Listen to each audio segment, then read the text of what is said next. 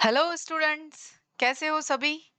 आज के इस वीडियो के अंदर हम केमिस्ट्री के ट्वेल्थ जो है आरबीएससी का जो सिलेबस है वो डिस्कस करने वाले हैं। जैसे कि आप सभी को पता है कि इसी साल जो है केमिस्ट्री का जो सिलेबस है वो क्या हो चुका है, रिड्यूस हो चुका है, ठीक है ना। तो कहीं बहुत सारे बच्चे जो हैं वो बहुत खुश हो रहे हैं कि चैप्टर्स क्या हो गए हैं, कम हो गए हैं। लेकिन कुछ बच्चों के लिए दिक्कत है, जो जैसे कि सीयूईटी की जेई की तैयारी कर रहे हैं या नीट की तैयारी कर रहे हैं, क्योंकि उन स्टूडेंट्स को सभी को क्या करना पड़ेगा, पूरा चैप्टर जो है वो पढ़ने पड़ेंगे, ठीक है ना। तो जो बोर्ड के हिसाब से अगर हम अपना जो टारगेट लेकर देखते हैं, तो उस हिसाब से तो हमारे लिए बहुत अच्छा है, ठीक है ना, कि हमारे सिलेबस कम हो गया तो हमें थोड़ा कम पढ़ना पड़ेगा, है ना। और रही बात यहाँ पे कि जैसे हम देख रहे हैं कि ट्वेल्थ के अंदर जो है वो दो बुक्स आ रही है, आपके केमिस्ट्री फर्स्ट पार्ट फर्स्ट और केमिस्ट्री पार्ट सेकंड। इसमें क्या-क्या टॉपिक्स जो हैं वो हटा दिए गए हैं और कौन-कौन से टॉपिक्स जो हैं वो आपके आ रहे हैं, उनमें से कौन से टॉपिक के कितनी मार्किंग है, कौन-सा सबसे ज़्यादा हाईएस्ट वेटेज रख रहा है, कौन-सा कम वेटेज रख रहा है, ये सारी बातें हम डिस्कस करने वाले हैं। उसी के साथ हम ये भी डिस्कस करने वाले हैं कि कैसे अब इन आगे आने वाले 4 महीनों के अंदर आपको अच्छे से अच्छा स्कोर करना है, या क्या आपकी स्ट्रेटजी होनी चाहिए आगे की तैयारी के लिए, कैसे आप जो है इन 4 महीनों को अच्छी तरीके से यूटिलाइज करके और अच्छी तरीके से पढ़ सकें। तो वो सब बातें जो है हम आज डिस्कस करने वाले हैं। तो सभी तैयार हो जाइए। देखते हैं हम यहाँ पे, ये देखिएगा आपके 2 बुक्स हैं, पार्ट फर्स्ट और पार्ट सेकंड। इसके बाद देखिए ये जो है सिलेबस जो है वो आरबीएससी की साइट जो है, राजस्थान बोर्ड जो सेकेंडरी एजुकेशन है वहां से लिया गया है, जिसमें आपके हर एक टॉपिक का जो है नंबर और दे रखा है कि कौन सा टॉपिक जो है वो कितने नंबर का होने वाले का। जैसे कि हमें पता है कि जो पूरा पेपर होता है वो कितने मार्क्स का होता है भी, 100 मार्क्स का होता है, ठीक है। 100 में से 70 मार्क्स जो होता है वो आपके थ्योरी पेपर होता है, ठीक है ना। थ्योरेटिकल पेपर जो होता है वो आपके 70 मार्क्स का होता है, और 30 नंबर का जो पेपर होता है वो आपके प्रैक्टिकल का होता है। ओके। और 70 मार्क्स हैं, उसमें से भी आपके 14 मार्क्स जो हैं वो कहाँ से आते हैं भी, जो भी आपकी अटेंडेंस है, आपने जो फर्स्ट टेस्ट, सेकंड टेस्ट या हाफ ईयरली जो एग्जाम दिया है, उसके बेसिस पे आपके ये 14 मार्क्स जो हैं वो आपको सबको कहाँ से मिलते हैं, स्कूल से मिलते हैं। और जो बोर्ड का एग्जाम होता है वो होता है आपके 56 मार्क्स का। तो टोटल जो हो गया वो आपके 70 मार्क्स का हो गया, किसका, जो थ्योरी पेपर है। ये भी जो है वो आपके कितने टाइम का होता है, 3.25 घंटे का होता है। प्रैक्टिकल जो है वो 4 घंटे का पेपर होता है। इसमें देखिए कुल जो है अपने पास में टॉपिक जो आ रहे हैं वो 10 टॉपिक जो हैं वो आपके इस बार पूरे के पूरे दोनों बुक्स के अंदर क्या कर दिया गया है, इंक्लूड कर दिया गया है। देखिएगा जरा, यहाँ हम देख रहे हैं कि फर्स्ट जो आपके 5 जो टॉपिक्स आ रहे हैं वो सारे किसके आ रहे हैं। देखिए ये आ रहे हैं तीनों टॉपिक आपके फर्स्ट चैप्टर, सेकंड चैप्टर और थर्ड चैप्टर। ये तीनों टॉपिक जो हैं वो आपके हैं फिजिकल केमिस्ट्री के। किसके हैं, फिजिकल केमिस्ट्री के, यानी भौतिक रसायन के। ये हैं भाग। उसके बाद आगे के जो 2 चैप्टर आ रहे हैं, फोर्थ नंबर और फिफ्थ नंबर, ये दोनों हो गए आपके इनऑर्गेनिक यानी अकार्बनिक रसायन जो है उसके पार्ट, ठीक है। और जो सेकंड बुक आ रही है वो शुरू हो रही है 6 नंबर चैप्टर से, जिसमें 6 नंबर 7 8 और 9, ये चारों चैप्टर जो हैं वो आपके आ गए कार्बनिक रसायन के। और लास्ट वाला जो चैप्टर है उसका जो कुछ पार्ट है हम क्या कह सकते हैं, बायोकेमिस्ट्री का है, जिसके अंदर हम क्या कह रहे हैं, जैव रासायनिक जो भाग है वो पूरा का पूरा इसके अंदर पढ़ने वाले हैं। ओके। अब देख लेते हैं किसका कितना वेटेज है। तो यहाँ सबसे ज्यादा जो मार्क्स हैं वो आपके चैप्टर नंबर 8 एल्डिहाइड कीटोन और कार्बोक्सिलिक एसिड का है। इसके टोटल मार्क्स जो क्वेश्चन आने वाले हैं बोर्ड के अंदर वो कितने मार्क्स आने वाले हैं, 7 मार्क्स के। और उसके बाद देखिए फर्स्ट, सेकंड और थर्ड, इसका मतलब फिजिकल केमिस्ट्री या भौतिक रसायन जो है उसके सबसे ज्यादा वेटेज आ रहा है। तीनों ही है जो क्या क्या कितने कितने क्वेश्चन जो है वो कवर करेंगे 6 मार्क्स के। और उसके बाद में जो आपके हेलो एल्केन और हेलो एरीन और एल्कोहल, फिनॉल और ईथर है, ये भी आपके 6 मार्क्स क्या कर रहे हैं, कवर कर रहे हैं। जो सबसे कम मार्क्स आ रहा है किसका आ रहा है, बायोमोलिक्यूल का। उसके बाद में आ रहे हैं डीएफ ब्लॉक और कोऑर्डिनेशन कंपाउंड, और उसके बाद में एमीन का। देख लेते हैं हर एक टॉपिक के अंदर हम क्या क्या डिस्कस करने वाले हैं।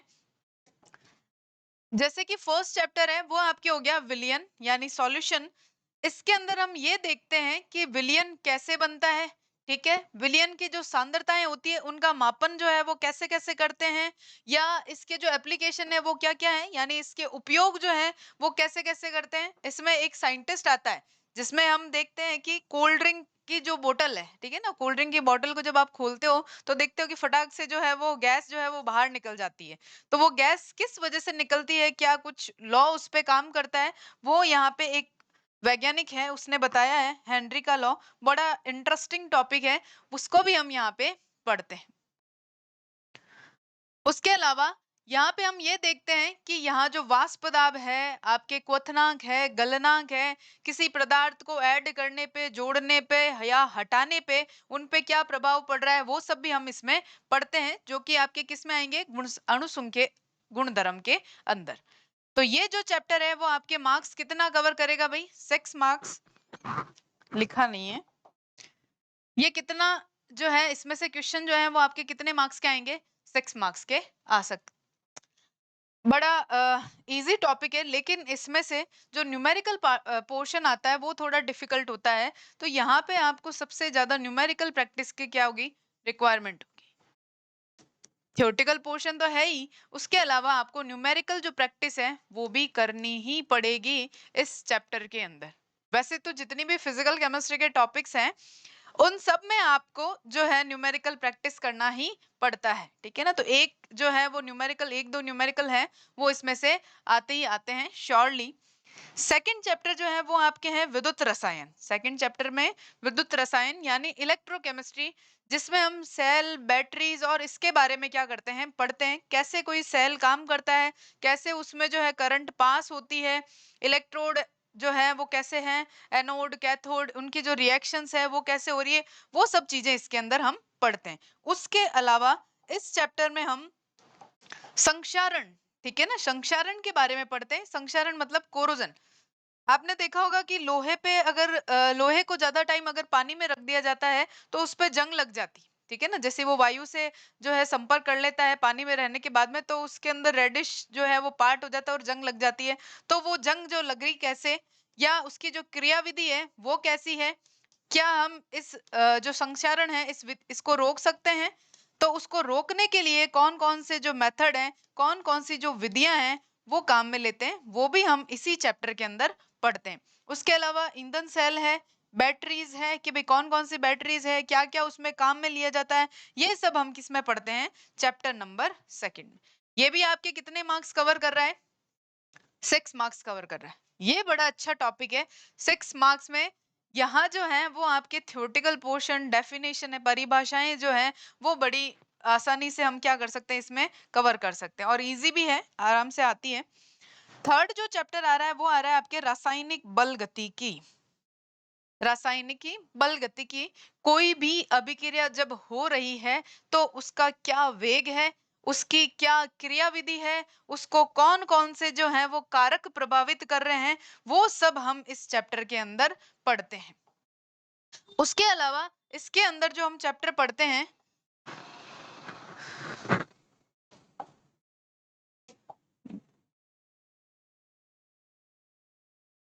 उसके अलावा जो आप इसमें पढ़ते हो कि इनको कौन कौन से जो है कारक प्रभावित कर रहे हैं, और यहाँ पे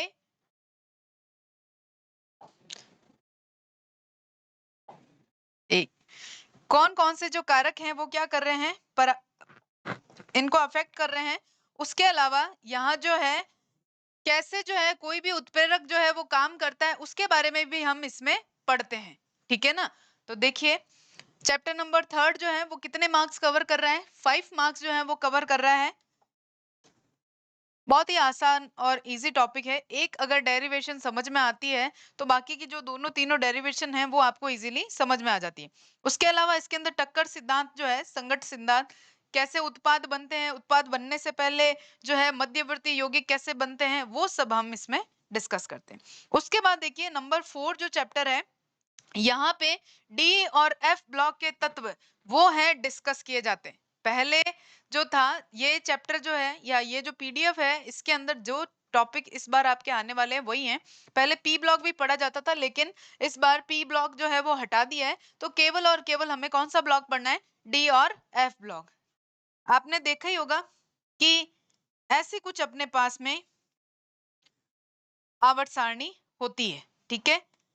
तो ये जो डब्बा है वो किसको बताता है भाई, एस ब्लॉक को। ये वाला जो बॉक्स है वो आपके बताता है डी ब्लॉक को, और ये पार्ट जो है वो आपके बताता है किसको, एफ ब्लॉक को, है ना। तो यहां से ही जो है वो निकल के कौन आता है, एफ ब्लॉक जो है वो निकल के ये पी ब्लॉक को बता रहा है। यहां से ही जो आपके हैं वो कौन निकल के आ रहा है, एफ ब्लॉक निकल के आ रहा है। तो यहाँ हमें डी और एफ ब्लॉक के जो तत्व हैं उनके बारे में क्या करना है, डिस्कस करना है। कैसे इसका इलेक्ट्रॉनिक विन्यास होता है, कौन कौन से कारक जो हैं वो इनको प्रभावित कर रहे हैं, लेफ्ट टू राइट जाने पर, ऊपर से नीचे आने पर, और उसके अलावा इनका क्या क्या और कहाँ कहाँ उपयोग है, वो हम इस चैप्टर में डिस्कस करेंगे।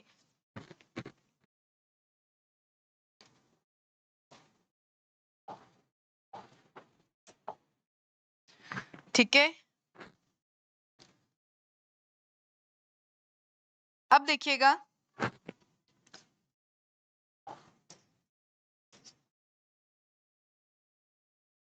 चैप्टर नंबर 5 जो है वो आपके आएगा उप सह संयोजक यौगिकों के बारे में। उप सह संयोजक यौगिकों के बारे में। वैसे तो हमने दो जो है वो यौगिक पढ़ रखे हैं, कौन कौन से भाई, वैसे यौगिकों में कौन कौन से बंध होते हैं, एक हमने पढ़ा है आयनिक बंध, दूसरा हमने पढ़ा है सहसंयोजक बंध।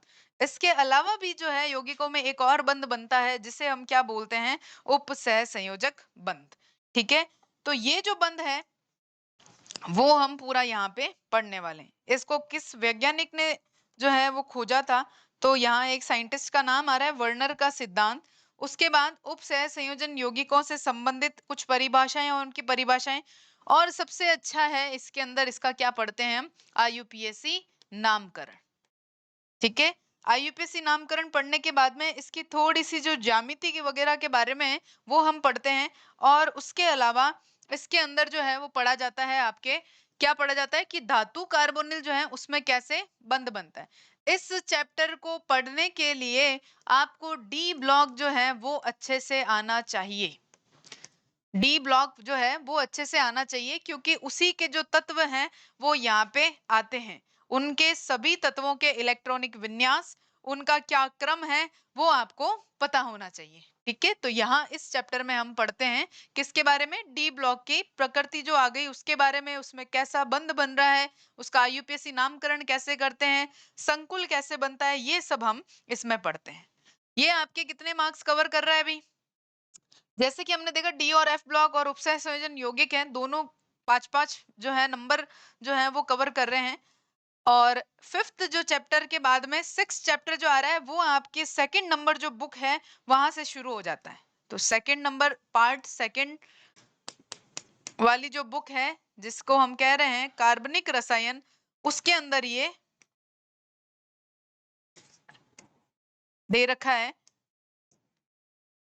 यहाँ हम हेलो एल्केन और हेलो एरीन, हेलो एल्केन और हेलो एरीन, इसका मतलब ये नहीं है एल्केन और एरीन को आप क्या कर रहे हो, हाई हेलो कर रहे हो। ठीक है, हेलो एल्केन का मतलब हो गया कि अगर एल्केन के साथ में हेलोजन ग्रुप जुड़ जाता है तो उसको क्या बोल दिया जाता है, हेलो एल्केन। और वहीं अगर हेलोजन जो है वो किसके साथ जुड़ रहा है, एरीन रिंग के साथ जुड़ रहा है या बेंजीन वलय के साथ जुड़ रहा है, तो उसको हम क्या बोल देंगे, हेलो एरीन। ये अभी आपके 6 मार्क्स जो है उसको कवर कर रहा है।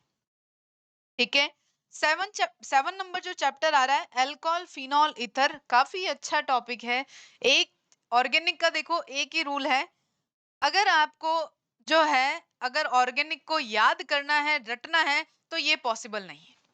आपको ऑर्गेनिक को जितना पढ़ना है लिख के ही पढ़ना पड़ेगा, तभी ऑर्गेनिक आपके समझ में आएगी। जितनी रिएक्शंस जो है वो आप रफ कॉपीज के अंदर जितनी प्रैक्टिस कर सको उतनी प्रैक्टिस करोगे, उतना ही अच्छा आपके रिजल्ट आएगा किसके अंदर, ऑर्गेनिक के अंदर। अदरवाइज इसको बोलते हैं कि ये क्या होती है, वॉलेटाइल होती है, गतिशील होती है।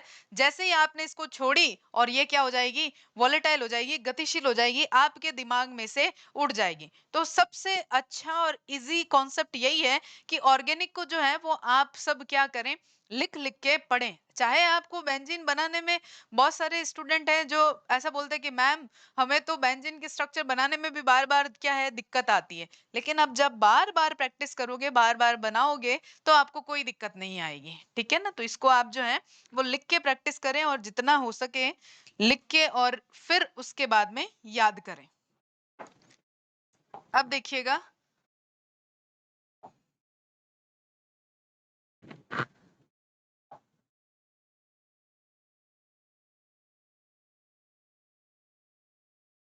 उसके बाद देखिए 7 चैप्टर के बाद में 8th नंबर जो चैप्टर आ रहा है, वो आपके सबसे इम्पोर्टेंट और सबसे ज्यादा मार्क्स कवर करने वाला चैप्टर है। ठीक है ना? तो यहाँ जो है वो आपके चैप्टर नंबर 8 जो है वो सबसे ज्यादा जो है वो क्या करने वाला है, मार्क्स कवर करने वाला है। कितने मार्क्स कवर करने वाला है, कितना मार्क्स कवर करने वाला है, 7 मार्क्स कवर करने वाला है। इसका मतलब ये चैप्टर जो है वो आपके सबसे ज्यादा इंपॉर्टेंट है। अभी बताएंगे आपको कैसे जो है आपको कवर करना है। तो यहाँ जो है एल्डिहाइड कीटोन और कार्बोक्सिलिक अम्ल के बारे में पढ़ते हैं। कैसे जो है एल्डिहाइड कीटोन और कार्बोक्सिलिक अम्ल को बनाया जाता है, फिर इनके अंदर क्या क्या भौतिक गुण होते हैं। भौतिक गुण का मतलब ये हो गया कि इसमें इसका क्वथनांक कितना है, गलनांक कितना है, अम्लीय है, क्षारीय है, क्या क्या इनकी प्रकृति आ रही है। और तीसरा जो हम इसके अंदर इंपॉर्टेंट पढ़ते हैं वो इन सब की रासायनिक अभिक्रिया है। ठीक है? देखिए ऑर्गेनिक के अंदर जो है वो जितने भी कंपाउंड्स हैं उन सब के बारे में हम मोस्टली यही चीजें पढ़ते हैं। पहला क्या पढ़ते हैं, उसको बनाने की विधि, भाई कैसे हम इसको बना सकते हैं। ठीक है? अच्छा, नामकरण भी पढ़ते हैं, लेकिन ये जो है मेजरली हम लोग 11th के अंदर पढ़ चुके होते हैं, फिर भी यहाँ पे वापस दे रखा है। तो इसका नामकरण कैसे कैसे किया जाता है, 3 तरीके से नाम होता है। व्युत्पन्न नाम दे रखा है, साधारण नाम दे रखा होता है, और आईयूपीएससी ने जो है वो नाम दे रखा है। नाम देने का पर्पस जो है वो एक ही था कि मान लीजिए आप यहाँ पे क्या बोल रहे हो, कुछ और बोल रहे हो, लेकिन बाहर जाते हो उनकी जो भाषा है वो बदल जाती है, और आप उनको कुछ और बोलोगे तो क्या समझ में आएगा, क्या नहीं। तो आईयूपीएससी ने क्या कर दिया, पर्टिकुलर एक जो नाम है वो रख दिया, जो कहाँ चलता है, पूरी जगह सेम चलता है। ठीक है? तो नामकरण पढ़ने के बाद बनाने की विधि, बनाने की विधियां पढ़ने के बाद में उसके भौतिक गुण के बारे में डिस्कस किया जाता है। भौतिक गुण पढ़ने के बाद में उसके रासायनिक गुणों के बारे में पढ़ा जाता है।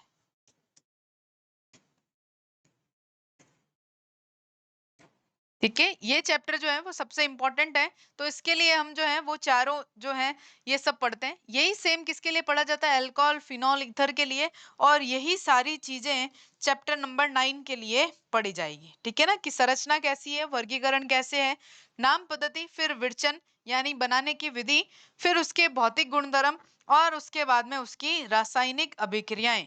अब रासायनिक अभिक्रियाएं तो बहुत सारी है, लेकिन जो पर्टिकुलर हमें सिलेबस में दे रखी है उसी के आधार पर हम सारी रासायनिक अभिक्रियाएं डिस्कस करते हैं।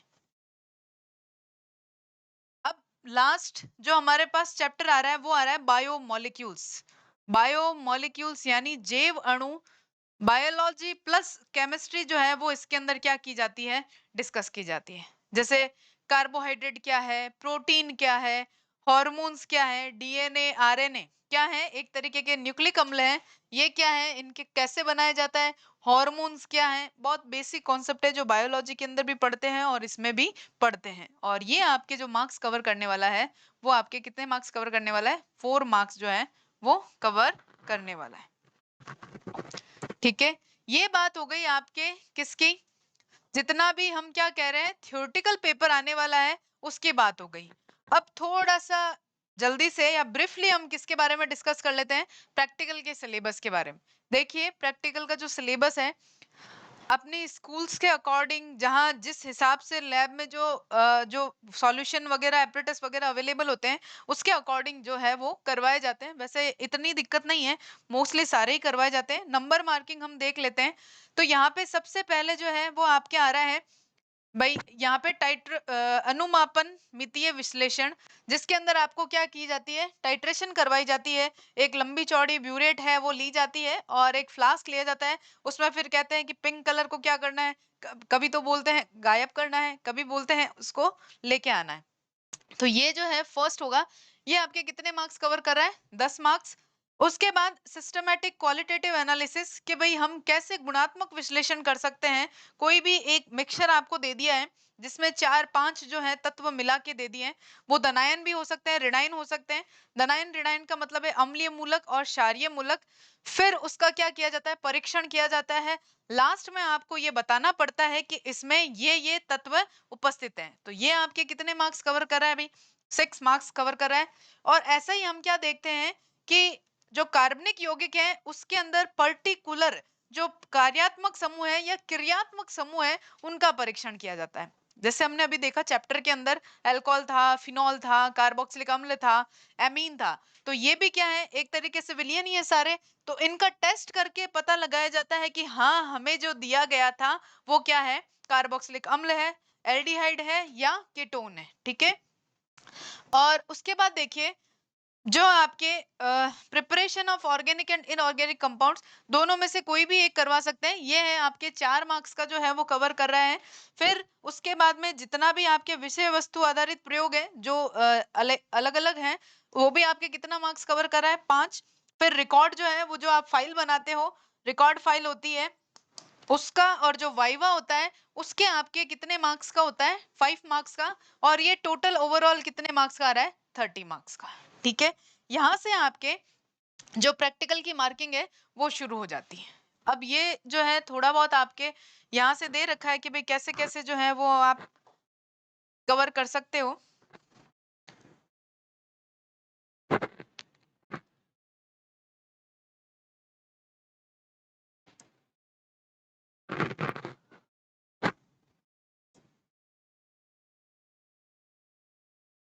इसको क्या हो रहा है,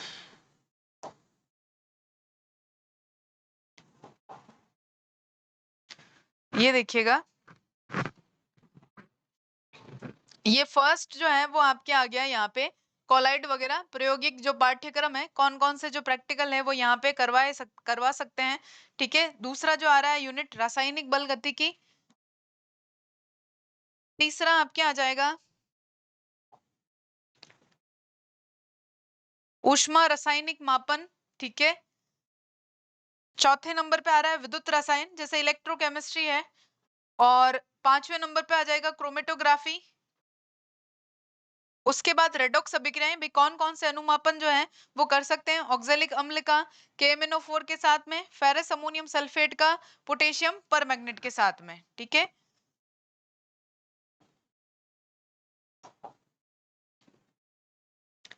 फिर आता है गुणात्मक विश्लेषण। इसमें आपको पर्टिकुलर दे रखा है कि आपको किस किस धनायन और कौन कौन से जो ऋणायन है उनका आपको क्या करना है, विश्लेषण करना है। तो देखिए लेड दे रखा है, कॉपर दे रखा है, आर्सेनिक दे रखा है, aluminium, iron, manganese, zinc, cobalt, nickel, calcium, strontium, barium, magnesium, ammonium ion. ठीक है। ऋणायन के अंदर कार्बोनेट आ गया, सल्फाइड आ गया, सल्फेट आ गया, सल्फाइट आ गया, nitrate, nitrite, chloride, bromide, iodide, phosphate आ गया, ऑक्सलेट आ गया, एसिटेट आ गया। इन सब की आपको क्या करनी है, पहचान करनी है। ठीक है। फिर उसके बाद में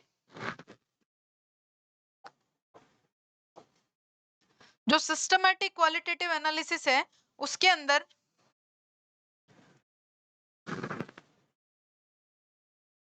ये आ जाएगा आपके इंग्लिश में, इंग्लिश और हिंदी में दोनों में दे रखा है इजीली पीडीएफ के अंदर। और फिर आ जाएगा फंक्शनल ग्रुप जो ऑर्गेनिक के कंपाउंड है, phenolic group, aldehydic group, ketonic group, उसके बाद कार्बोक्सिलिक ग्रुप, एमिनो ग्रुप, ये सारे आ जाएंगे आपके इसमें ऑर्गेनिक के अंदर। फिर प्रिपरेशन ऑफ इनऑर्गेनिक, क्या क्या बना सकते हो? डबल सॉल्ट बनाना है, द्विक लवण जो उपसंयोजक यौगिकों में पड़ते हैं, ferrous ammonium sulphate, potash alum है, फिटकरी, ठीक है ना, पोटेशियम ट्राईऑक्सिलो फेरेट, ये भी सारे जो हैं यौगिक क्या करते हैं, जो इनका है बनाने की जो विधि है वो यहाँ पे सीखी जाती है। अब देखिए ये आ गए आपके ऑर्गेनिक, वो तो किसकी बात हो रही थी, इनऑर्गेनिक जितने भी या अकार्बनिक जितने भी यौगिक थे उनको बनाने की विधि। और यहाँ आ जाएंगे ऑर्गेनिक, जिसके अंदर एसिटाइनिलाइड बना सकते हो, पैरा नाइट्रो एसिटाइनिलाइड बना सकते हो, डाई बेंजिल एसीटोन है, ठीक है, ये सारे इसमें आ जाएंगे। फिर आता है आपके एक 11 जो कि आपके थर्ड पार्ट था, कार्बोहाइड्रेट प्रोटीन और वसा का जो टेस्ट है वो कैसे किया जाता है, ठीक है। और ये कुछ प्रोजेक्ट्स के टॉपिक हैं जो अकॉर्डिंग टू टीचर जो स्टूडेंट में है वो क्या कर दिया जाता है, बांट दिया जाता है, कैसे कैसे जो है किस हिसाब से बांटना है वो सारा टीचर्स के अकॉर्डिंग दे दिया जाता है, ठीक है। ये आ जाएगी प्रैक्टिकल की बात। अब देखिए इसके लिए कौन कौन सी जो बुक है वो आपके फिक्स की गई है, आप सभी को पता है।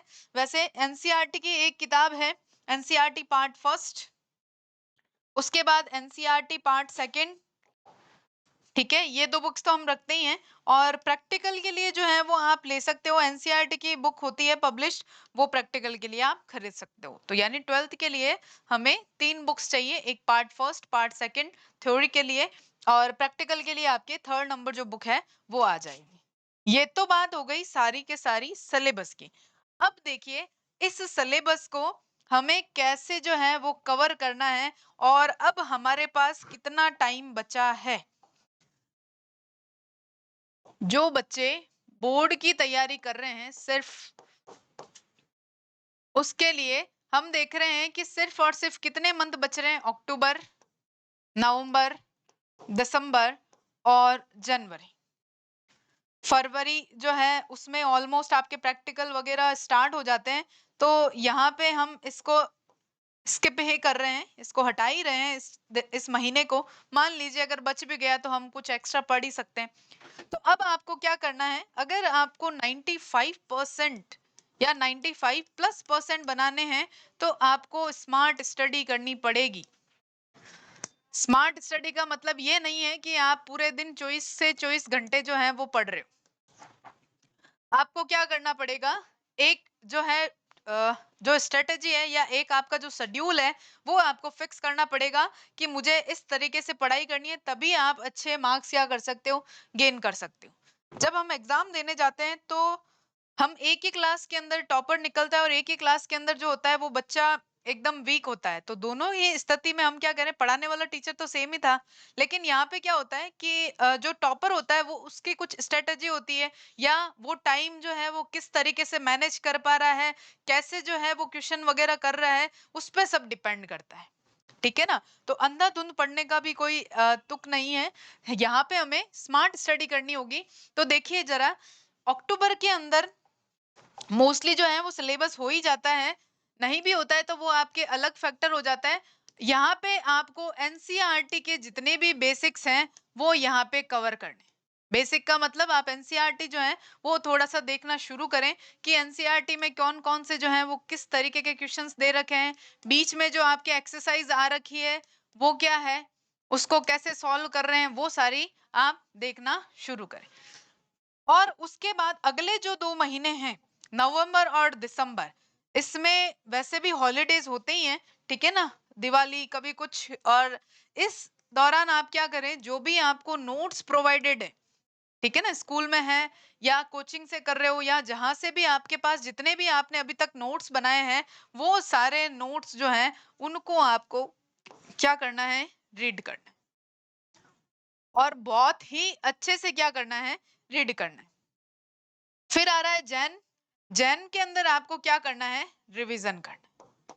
जनवरी के अंदर आपको क्या करना है, रिवीजन करना है। इसके अलावा जो प्रीवियस ईयर के क्वेश्चंस हैं वो आप जरूर देखें, क्योंकि प्रीवियस ईयर के जो क्वेश्चंस हैं वो आपको काफी हेल्प करते हैं। प्रीवियस ईयर क्वेश्चन का मतलब ये हो गया कि जितने पिछले बोर्ड्स के अंदर क्वेश्चन आ रखे हैं वो आप यहाँ पे देखें, ठीक है। बहुत सारी जो सैंपल बुक्स हैं वो मार्केट में अवेलेबल है। सैंपल बुक्स लाकर आप क्या कर सकते हो, इन सबको देख सकते हो। अच्छा, इस बार क्या दिक्कत आने वाली है, जो टॉपिक रिड्यूस हो चुके हैं, हो सकता है कि उनको हटा के और कोई बुक ऐसी जो है वो बाहर मार्केट में आई हो। अदरवाइज आपको जो क्वेश्चन, जो टॉपिक नहीं है, उनके क्वेश्चंस क्या करने पड़ेंगे, स्किप करने पड़ेंगे। ठीक है, तो ये जो है वो आप क्या करें, छोड़ दें। प्रीवियस ईयर के क्वेश्चन जो है उसमें से 100% आप यही मान के चलो, जो क्वेश्चंस आ रहे हैं वो के सारे के सारे क्या हो रहे हैं, रिपीट हो रहे हैं। क्या होता है कि पीछे जो भी क्वेश्चंस आ रखे हैं वही होते हैं। अगर कोई न्यूमेरिकल क्वेश्चन है तो उसका सिर्फ डाटा बदल जाता है। अगर क्वेश्चन है तो उसकी लैंग्वेज जो है उसको क्या कर दिया जाता है, चेंज कर दिया जाता है। अगर आपने कोई टॉपिक पढ़ा है तो सबसे पहले आपके दिमाग में ये बात आनी चाहिए कि वो जो टॉपिक बन रहा है उसमें से कितने मार्क्स के जो है या किस तरीके के जो क्वेश्चंस हैं वो बन सकते हैं और कितने कितने मार्क्स के क्वेश्चन बन सकते हैं। तो क्या क्या हो सकता है, पहला क्या हो गया भाई, हम क्या कह रहे हैं, कितने तरीके से जो है उस टॉपिक में से क्वेश्चंस जो हैं वो बन सकते हैं। दूसरा, कितने मार्क्स के जो हैं वो क्वेश्चन बन सकते हैं। मान लीजिए सिर्फ एक डेफिनेशन आ रही है, ठीक है, तो वो डेफिनेशन है तो ज्यादा से ज्यादा अगर हम क्या कह रहे हैं कि 1.5 मार्क्स में या 2 मार्क्स में, इतने मार्क्स में आ सकती है। भाई ऐसा तो नहीं है कि 5 नंबर का अगर जो है वो क्वेश्चन आ रहा है उसके अंदर सिर्फ डेफिनेशन पूछेंगे। ठीक है ना, तो इस तरीके से हम क्या कर सकते हैं, उस टॉपिक में से कि कितने कितने मार्क्स के क्वेश्चन आ सकते हैं वो भी कवर कर सकते हो। अगर आप ये दोनों चीजें हर एक टॉपिक में से कवर करना सीख जाते हो तो आपको कोई नहीं रोक सकता एग्जाम में क्वेश्चन अटेंड करने से और अच्छी तरीके से अटेंड करने। अब जनवरी के अंदर जैसे हमने देखा कि भी आपको रिवीजन करना है, तो रिवीजन के अंदर ऐसा क्या करना है, आप क्या कीजिए, जो भी टॉपिक आप ले रहे हैं, जैसे हम ले लेते हैं इलेक्ट्रोकेमिस्ट्री के अंदर विद्युत रासायनिक सेल, फॉर एग्जाम्पल, जैसे मान लीजिए विद्युत रासायनिक सेल जो है वो मैंने टॉपिक उठा लिया। अब इसके लिए आप क्या करें, एक नोटबुक ले, उस नोटबुक के अंदर जितना आपने इसके बारे में पढ़ा है वो सब क्या कर दें, लिख दें। जो आपके दिमाग में आ रहा है वो आप इसके बारे में लिख दें। ऐसा नहीं हो कि थोड़ा देख रहे हो फिर वापस नोटबुक खोल रहे हो फिर वापस देख के लिख रहे हो, नहीं, आपको जितना पढ़ना है पढ़ लीजिए और उसके बाद में आप जितना लिख पा रहे हो उसके बारे में लिख दीजिए। ऐसे करते करते आपके जो सारे टॉपिक्स हैं वो क्या हो जाएंगे, कवर हो जाएंगे। उसी के साथ में आपको जो लिखने की स्ट्रेटेजी है वो भी बहुत अच्छे से आ जाएगी, जो आगे इन फ्यूचर में भी आपके बहुत काम आने वाली है। अगर आप इसी तरीके से कवर कर रहे हो तो आपको 95% तक पहुंचने में कोई नहीं रोक सकता। दूसरी बात, जो चैप्टर्स हैं उनमें आपको जो सारी चीजें या जो चैप्टर आपको सबसे ज्यादा इजी लग रहा है सबसे पहले उसको कवर करें। अगर उन चैप्टर में से कोई हाईली वेटेज है, जैसे हम देख रहे थे एल्डिहाइड कीटोन और कार्बोक्सिलिक अम्ल वाला जो चैप्टर था वो सबसे ज्यादा मार्क्स का था, लेकिन किसी को वो बहुत ज्यादा क्या लग रहा है, टिपिकल लग रहा है या बहुत ज्यादा डिफिकल्ट लग रहा है कि मेरे तो समझ में नहीं आ रहा है, ये बहुत ज्यादा हार्ड है, पढ़ना थोड़ा मुश्किल है, तो वो क्या करे, जो इजी टॉपिक्स है उनको क्या कर ले, कवर कर ले। उससे क्या होगा कि आपका जो है वो थोड़ा सा कॉन्फिडेंस आ जाएगा कि कम से कम इतने चैप्टर में से मेरे ये चैप्टर जो है वो क्या हो चुके हैं, कवर हो चुके हैं। फिर आप क्या कीजिए, जो हार्ड टॉपिक है जिसमें आपको बहुत टाइम लग रहा है वो टॉपिक उठाइए और उस टॉपिक को पढ़िए। उससे क्या होगा, जो इजी टॉपिक है वो तो हमारे पास एटलीस्ट एक कंटेंट जो है वो क्या हो गया, इकट्ठा हो चुका है कि भाई 4-10 चैप्टर हैं उसमें से हमारे पास में 4 या 5 चैप्टर जो है मुझे इजी लग रहे थे और मैंने कवर कर ली। अब बचे कितने, 5 चैप्टर। तो वो जब एक हेडेक जो है वो कम हो जाएगा तो वो बाकी के 5 चैप्टर हैं वो आपके इजीली क्या हो जाएंगे, कवर हो जाएंगे। ठीक है, तो आप इस तरीके से क्या कर सकते हो, आने वाले जो 4 महीने हैं उनको क्या कर सकते हो, यूटिलाइज कर सकते हो। जैसा, जिस हिसाब से जो टाइम आपके लिए कन्वीनियंट हो उसी टाइम पढ़े। बस ये सोच के पढ़ना है कि जब भी आप पढ़ने बैठे तो आपका जो दिमाग है वो एकदम फ्रेश होना चाहिए। ऐसा नहीं हो बुक खोल के बैठ रहे हो और सिर्फ क्या कर रहे हो, बुक खोली भी है 1 घंटे से हम जो है वो एक ही पेज को क्या कर रहे हैं, पढ़ रहे हैं। आपको पढ़ना है, आराम से पढ़िए और फ्रेश माइंड से पढ़िए।